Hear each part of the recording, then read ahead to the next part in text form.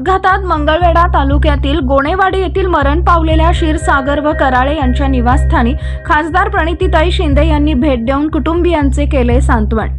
तुळजापूरहून मंगळवेढा तालुक्यातील गोणेवाडीकडे श्री देवीची ज्योत घेऊन परतत असलेल्या भाविकांच्या पिकअप वाहनाची कामतीथ दुर्दैवी अपघात होऊन प्रदीप क्षीरसागर आणि नेताजी कराळे हे दोन भाविक जागीच ठार झाले, तर इतर काही जखमी झाले होते।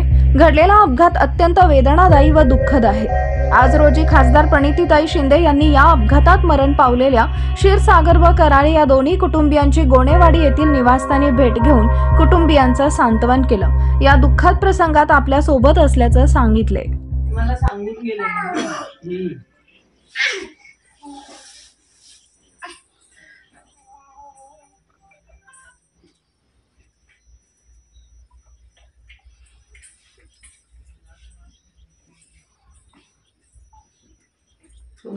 तुमचं शेतच आहे का? हो, शेतीच शेतच आहे